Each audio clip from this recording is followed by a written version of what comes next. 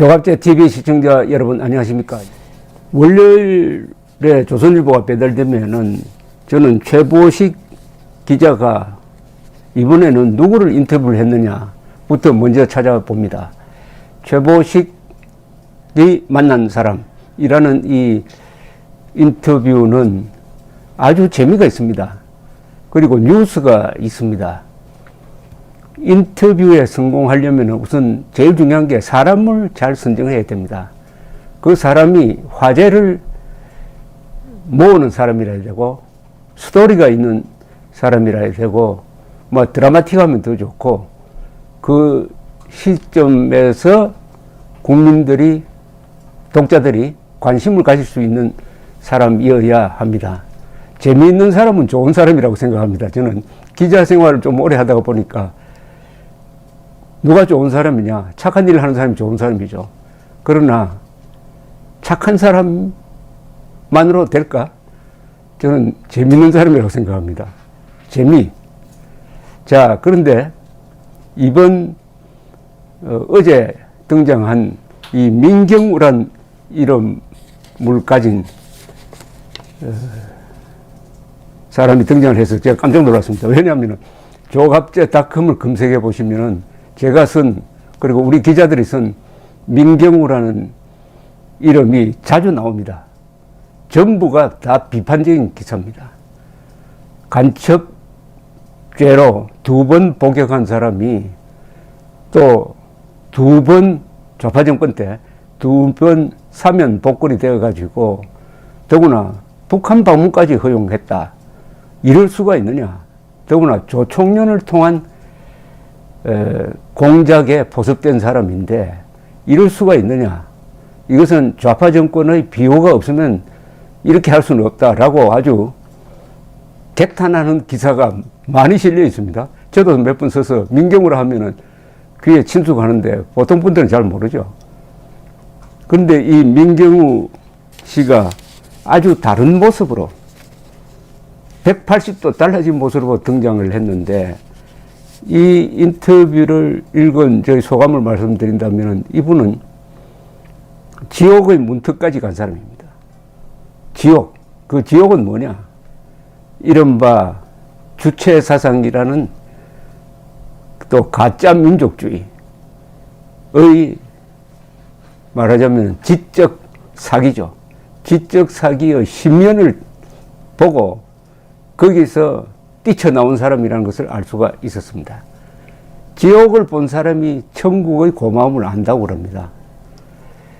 이 공산주의가 등장한 이후 20세기의 지성사에서 위대한 인물들은 다 지옥을 보고 뛰쳐나와서 천국을 제대로 보게 된 사람들이죠. 제일 대표적인 인물이 한국에서는 황장엽 선생입니다.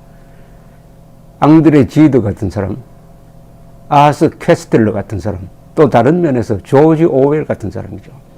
그런 사람의 맥락을 잇고 있는 사람이 이 민경우 씨고, 이런 사람을 발굴해서 인터뷰한 이 최보식 기자가 참 고맙다는 생각이 들었습니다. 이걸 제가 지금 소개를 해 드리겠는데요. 이걸 읽고 나서 저는 좀 진땀이 나는 느낌을 받았습니다. 어떤 글을 읽고 진땀을 난다고 했을 때는 그 단순한 감동이 아니죠. 거기에는 그 사람의 생애가 다 들어가 있습니다. 그런데 그 생애가 평탄한 생애가 아니에요. 지옥 문턱까지 갔다가 돌아왔으니까. 그런데 대부분은 지옥 문턱까지 가서 그냥 지옥으로 쿵덩 빠져버립니다. 그리고 거기서 생애가 끝나요. 자신만 끝나는 게 아니라 다른 사람들 몰고 들어가가지고 바로 그 사람들을, 그 무리들을, 더구나 권력을 잡은, 현재 대한민국의 권력을 잡은 자들을 고발하고 있는 글입니다. 고발도 바깥에서 보면서 변죽만 울리는 것이 아니라 그 속에 들어가서 뒹굴었던 사람의 눈에 비친 지금 집권 세력의 본질, 정체를 드러냈습니다. 민경우 씨가 벌써 55이군요. 이걸 보고 민경우 씨에 대한 이해가 좀 있었습니다. 이 최보식 기자가 만난 곳은 경기도 분당에 있는 수학 입시 학원이랍니다. 수학 공부의 재구성이라는 책을 내는 등 꽤 이름난 강사라고 합니다. 이분이 민경우 씨가 서울대 인문대 학생회장 출신입니다. 인문대 학생회장이니까 87년에 학생회장이 됐으니까 87년 6월 사태 등 그 격동기에서 중요한 역할 주로 시위를 했겠죠.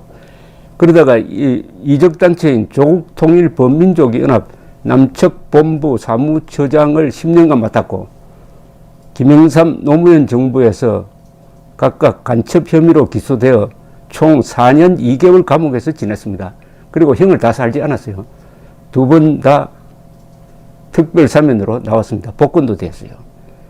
출감한 뒤에 민주노동당에 입당하여 한미 FTA 저지 범국민운동본부 정책기획팀장을 맡아서 반대 집회를 기획했답니다. 그런데 바로 여기서 민경우 씨의 전향이 시작되었다고 본인은 이렇게 이야기하고 있습니다. 역설적으로 한미 FTA 반대 투쟁이 내 인생의 전환점이 됐습니다. 반대 논리를 세우려고 각계 전문가들을 만나고 숱한 연구보고서를 읽었습니다. 대학 시절 매판 자본으로 보았던 삼성전자가 소니 등을 다 합친 일본 전자업체보다 매출액이 더 크다는 것을 알게 되었을 때 충격은 지금도 선명합니다. 그동안 내가 몰랐던 세상을 만나게 된 것이죠. 최보식 기자가 좀 뼈아픈 질문을 합니다. 감춰진 세상도 아니고 정확히 말하면 남들은 다 아는데 당신만 안 보려고 했던 것이 아닙니까? 거기에 대해서 민경우 씨는 부끄럽지만 그렇습니다. 수십 년간 퇴행적 주체 사상과 민족의식에 매몰되어 있는 동안 세상에는 스마트폰과 드론, 인공지능이 개발되어 있었습니다. 우리는 민주화 운동을 했다고 여겼지만 실상은 시대착오적 이데올로기 투쟁이었고 역사를 후퇴시켰습니다. 우리가 해보려던 한국 사회의 재편 작업도 애초에 틀렸던 것입니다. 이 길지 않는 문장 속에요, 정말 한 시대가 들어가 있습니다. 이렇게 정확하게 이른바 주사파들, 극좌 운동권의 문제점을, 반문명적 그리고 수급 반동적 문제점을 고백한 사람이 저는 없었다고 기억합니다. 한 번 더 읽어드릴게요. 부끄럽지만 그렇습니다. 수십 년간 퇴행적 주체사상과 민족의식에 매몰되어 있는 동안 세상에는 스마트폰과 드론, 인공지능이 개발되어 있었습니다. 우리는 민주화 운동을 했다고 여겼지만 실상은 시대 착오적 이데올로기를 투쟁이었고 역사를 후퇴시켰습니다. 우리가 해보려던 한국 사회의 재편 작업도 애초에 틀렸던 것입니다. 문제는 바로 이 사람들이 전향도 하지 않고 지금 대한민국의 조종실을 장악하고 있다는 이 끔찍한 상황입니다. 이 민경우 씨는 이런 충격으로 이제 운동가의 삶을 접고 2012년부터 학원을 꾸려가는 생활인이 됐다고 합니다. 그런데 이 사람이 전면에 나온 계기가 작년 조국 사태였다고 그래요. 작년 9월 조국 법무부 장관 임명반대 서울대 집회에서 학생 대표 요청을 받고 마이크를 잡게 된 거죠. 그러니까 후배들 앞에서 서울대학교 인문대학 학생회장이 서울대학에서 마이크를 잡고 과거에 했던 이야기와는 다른 이야기를 했다는 겁니다. 민경우 씨는 이렇게 이야기합니다. 선배였고 골수 운동권이었던 나도 조국 임명에 반대한다는 것을 알려주고 싶었습니다. 나는 집회에서 조국이 개혁적인지 아닌지를 떠나 그는 범법자다. 법에 의해 처벌받는 게 법치주의다. 지금 정권은 그걸 거부하고 있습니다. 법을 안 지켜도 되는 진보는 있을 수 없습니다. 있을 수 없다고 말했습니다. 여기 또 명언이 하나 나왔네요. 법을 안 지켜도 되는 진보는 있을 수 없다. 지금 문재인 정권은 진보는 진보이기 때문에 법을 안 지켜도 된다. 이런 생각을 가지고 있습니다. 그게 바로 요사이 비례 후보 등으로 공천된 사람 중에 기소된 사람 있지 않습니까? 아니, 전 울산지방경찰청장 황운하라는 사람은 선거법 위반으로 기소가 되어 있는데 집권 여당이 국회의원 후보로 공천을 했다니까요. 공천을. 그 속에는 뭐가 있습니까? 진보는 법 안 지켜도 돼. 진보는 법 안 지켜도 돼. 라고 생각하는 순간부터 그 사람은 계급투쟁론자가 됩니다. 그리고 법 앞에 평등하다는 헌법을 위반한 사람이 되고, 바로 그런 사람이 수구 반동 세력이고 특권 세력이죠. 우리 사회에서 정리해야 할 진정한 혁명의 대상입니다. 법을 안 지켜도 되는 진보는 있을 수 없습니다. 아주 멋진 이야기 했습니다. 여기 어록이 많아요, 이 인터뷰에. 최고식 기자가 이렇게 묻습니다. 조국의 문제는 조국입니다. 이게 자꾸 마드랜드 조국이 아니라 조국. 조조할 때는 단음으로 해야 될 것 같은데요. 조국 해야 되나요? 하여튼 조국의 문제는, 조국 전 법무장관의 문제는 법과 상식, 팩트의 문제였습니다. 그럼에도 진보 진영 명망가들은 마치 미신에 홀린 것처럼 비이성적, 비합리적 행태를 보여줬습니다. 여기에 대해서 민경우 씨는 이렇게 이야기합니다. 지금까지 보지 못한 이상한 기류가 문재인 정권에서 생겨났습니다. 온라인에서 이 사안을 놓고 운동권 동료 선후배끼리 논쟁이 벌어졌습니다. 소수 강경파는 논리에서 몰리자 평소에 안 하던 궤변을 내놓고 감정적 은사로 공격했습니다. 팩트 자체를 아예 받아들이려고 하지 않았습니다. 함께 토론할 수 없는 지경이 되었습니다. 정의를 외쳤던 이들이 어느덧 부패한 기득권으로 변신해 있었습니다. 부패했다는 것은 물질적 부패뿐만 아니라 정신적 부패입니다. 지식인이라는 사람, 배운 사람이, 국민이라는 사람, 시민이라는 사람이 부패한다는 건 뭡니까? 두 개를 부인하면 부패하는 거죠. 사실을 부인하고 법을 무시하면 그때부터는 정신적 부패입니다. 가장 타락한 인간이 되는 거죠. 꼭 돈을 받아야 부패하는 게 아닙니다. 그보다 더 큰 부패는 사실과 법을 무시한다 이거죠. 그러니까 문재인 정권이 사실과 법을 무시하면서부터는 이 민경우 씨 표현대로는 이상한 기류다. 이건 뭐 이상한 기류라고 좀 점잖게 이야기했지만은 정신병동적 상황이다 이거죠. 지금 대한민국이 정신병동적 상황 아니겠어요? 정신병동적 상황이 지금 벌어지고 있다. 그것도 대한민국의 조종실에서 한 인간으로 비교하면 뇌수, 머릿속에서 이런 일이 벌어지고 있으니까 온 몸이, 대한민국이라는 몸 전체가 지금 경련을 일으키고 있다는 뜻이 아니겠습니까? 대학 시절 조국 씨와 인연이 있었나요? 라고 최보식 기자가 물었습니다. 대답은 동갑이지만 같은 나이이지만 운동권 노선이 달라 친분이 없었습니다. 하지만 산호맹 조직에서 조국의 후배였던 황희석은 비교적 잘 압니다. 그는 1987년 불법 집회를 주도했다가 인문대 국사학과 사무실에 며칠 숨어 있었습니다. 이번에 비례대표 후보가 된 그가 조국 사태는 검찰 쿠데타라고 말하는 걸 보고 깜짝 놀랐습니다. 군부 쿠데타란 말을 썼던 학생 시절의 사고에 머물러 있기 때문이었습니다. 그동안 한국의 발전 과정은 아예 머릿속에 없는 것이었습니다. 최보식 기자가 이렇게 보충을 합니다. 황희석 전 법무부 인권국장은 억울한 희생을 당했던 조국의 명예회복하고 새 운명을 맞이할지는 이번 총선이 결정할 것이라고 말합니다. 조국이 이런 식으로 부활할 것 같아요. 하지만 코로나 사태가 급박해 작년처럼 조국 퇴진을 외치며 광화문에 인파가 몰려 나올 일도 없습니다. 참 이런 인물이 다른 것도 아니고 법무부 인권국장을 지냈다? 이 자체가 소름 끼치는 이야기 아닙니까요? 자, 여기에 대해서 민경우 씨는 코로나 확산 사태가 정점을 치달을 때 더불어시민당, 열린민주당 등이 언론의 헤드라인을 장식했습니다. 끔찍한 기분이었습니다. 여권은 정치 세력으로서 책임과 양심을 포기했습니다. 어떻게 하면 의석을 더 차지하느냐는 권력 의지의 화신될 뿐입니다. 그렇습니다. 문재인 정권을 좌파다, 친북이다, 뭐 이렇게 해석하는 것도 본질에서 벗어난 것일 수가 있습니다. 이들은 권력 숭배자들입니다. 권력을 우상 숭배하는 자들입니다. 사실은 권력 유지에 유리하다면 내일이라도 반공 자유민주주의 들고 나올 수도 있습니다.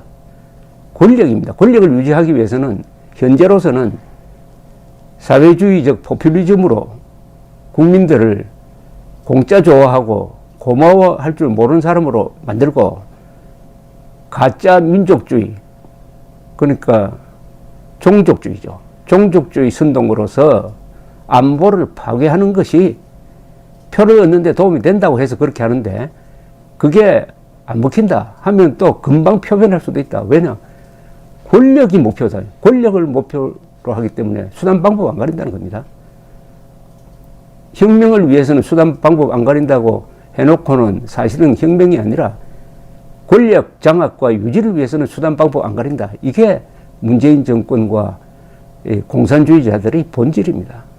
그것을 가장 정확하게 간파한 사람이 조지 오웰이죠. 그게 1984년 소설에 녹아 있습니다.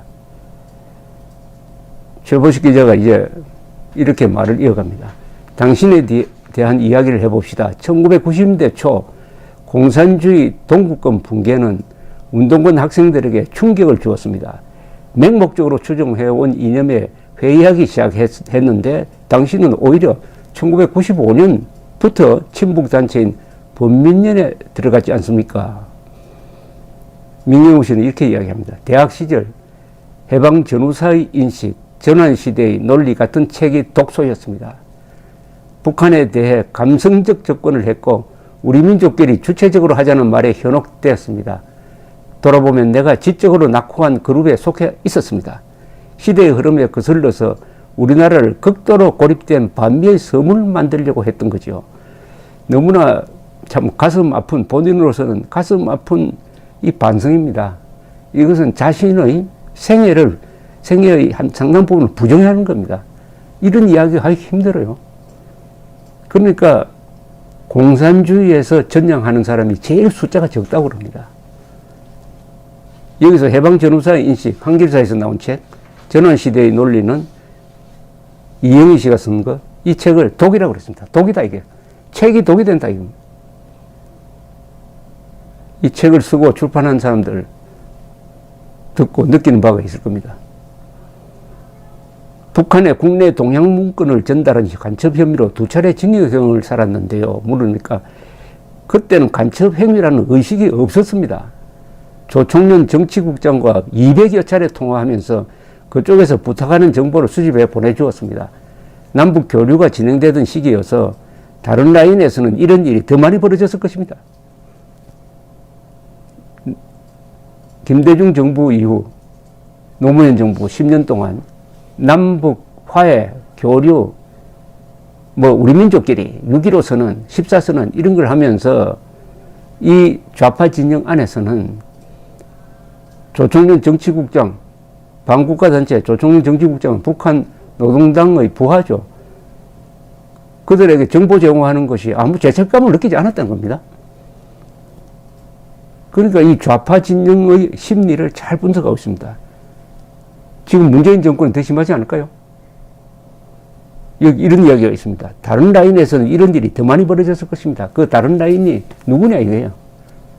그 다른 라인이 말하자면 간첩질을 하고도 들키지 않는 다른 라인이 더 많이 있다. 그래서 제 이 인터뷰가 특종이 많은 인터뷰입니다. 최보식 기자가 만난 사람에 등장한 민경우 전 범민련 사무처장의 토로를 제가 소개를 해드리고 있습니다. 이분은 2번 간첩 사건으로 구속 기소되어 가지고 실형을 살고 나왔고 2번 좌파 정권 때 사면 복권되었던 사람인데 최근에 전향서를 쓰고 완전히 지금 돌아서 가지고 조국 사퇴 집회에는 마이크를 잡고 조국을 비판하고 법을 무시하는 진보는 진보가 아니다. 아주 핵심적인 이야기를 하고 있는 분인데 조선일보 최보식 기자가 만난 사람에 등장해서 지금까지 어떤 주사파 출신도 할 수 없었던 아주 심도 있는 비판을 하고 있습니다. 이걸 지금 제가 소개를 해드리는데 이게 두 번째입니다. 이 최보식 기자가 이렇게 아픈 질문을 했습니다. 당신은 그때 민족통일운동을 했다고 생각하겠지만 오히려 북한 주민을 탄압해온 세습 독재 정권에 봉사한 것이 아니었을까요? 물론 그때는 생각이나 지적 역량이 미치지 못했을 수 있겠지만 아픈 지적입니다. 여기에 대해서 민경우 씨는 이렇게 대답을 했습니다. 북한의 세습 독재에 기여한 것이다? 이런 지적을 하다니 심정적으로 못 받아들이겠지만 잘못된 사상 세례를 바꿔서 그때는 민주화 운동이라고 여겼지만 지금 와서 보면 우리 사회와 역사에 반동하는 행위였습니다. 라고 솔직하게 고백을 합니다. 바로 주사파, 친북, 종북 세력이 수구 반동 세력이었다는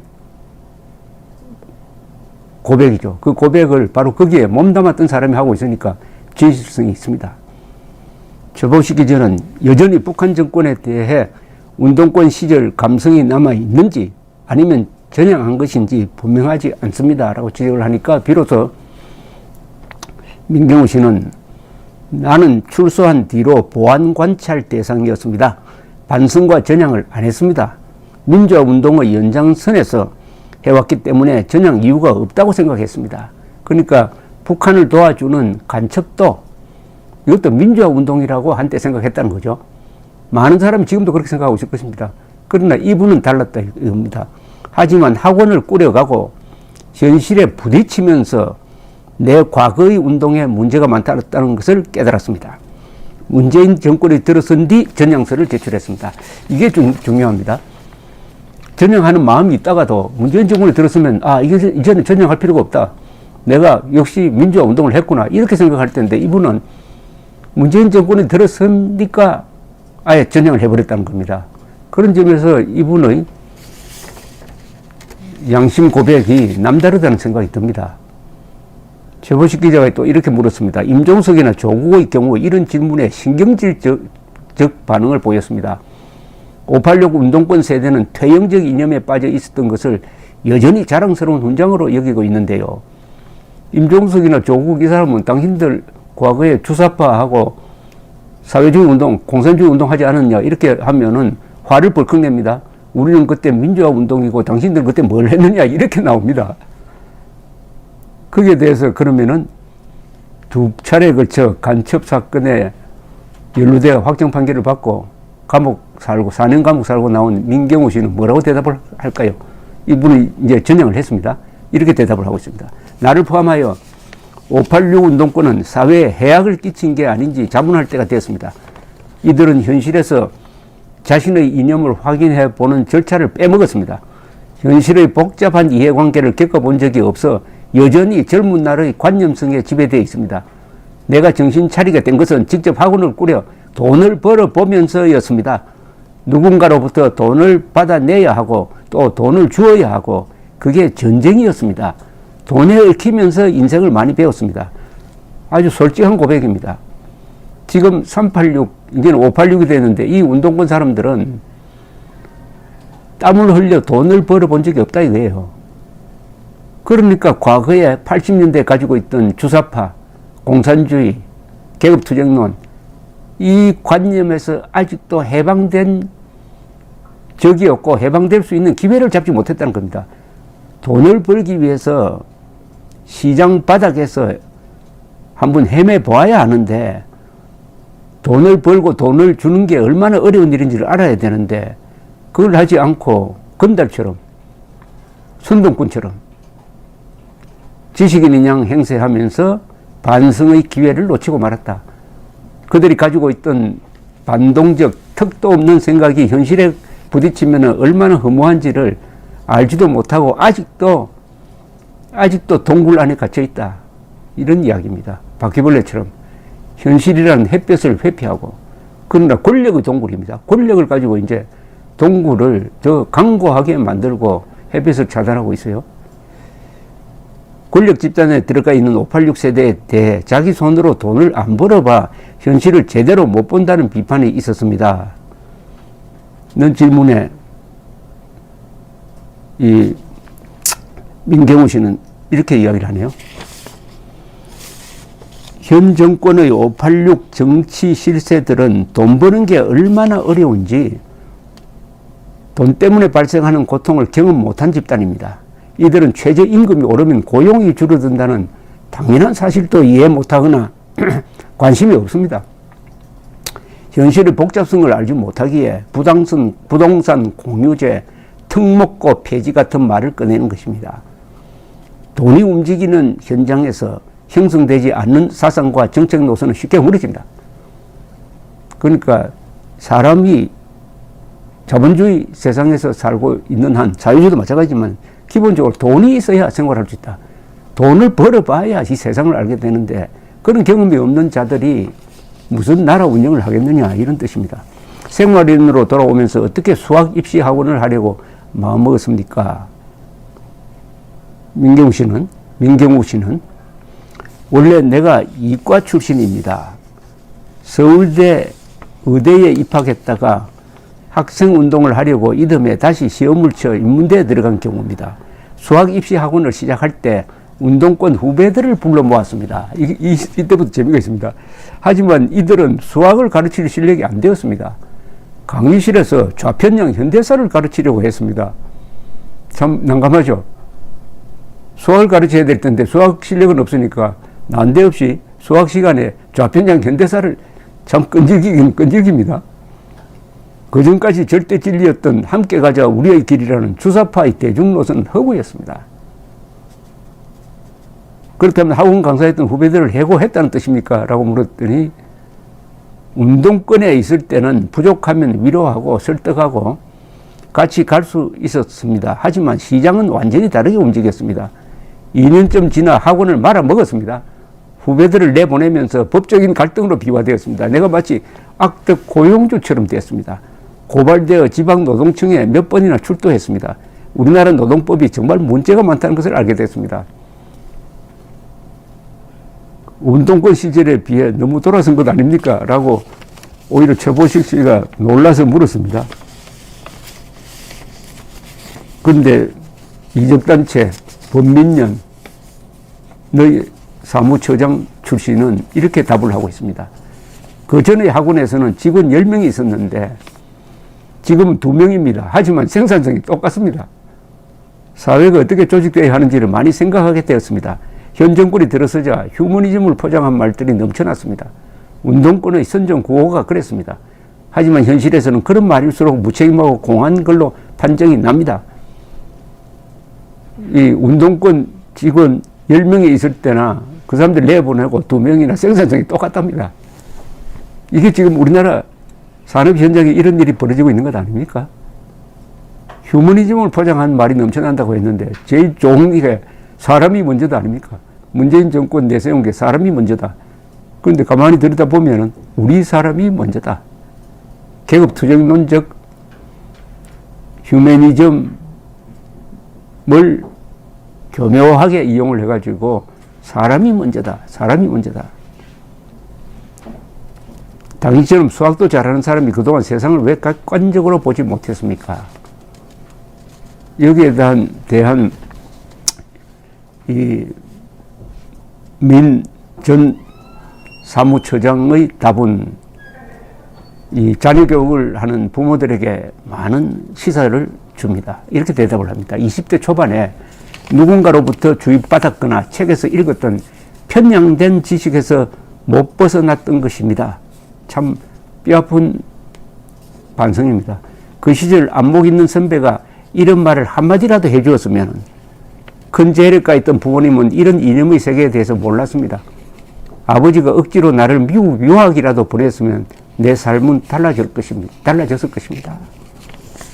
이게 참 찡한 이야기입니다. 책, 그러니까 책이 중요하죠. 편향된 책, 해방전후사의 인식이라든지 이영희 씨가 쓴 전환시대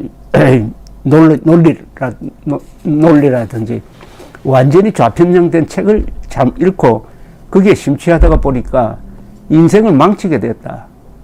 그때 왜 선배나 부모가 좀 지도를 해줬으면 하는 이런 아주 자기 인생 한 수십 년을 망가뜨리고, 그러나 이제 다시 이분은 전향을 했으니까 새로운 삶이 기다리고 있겠지만 그런 이야기입니다. 얼마나 독서가 중요한지, 얼마나 이념적 지도가 중요한지.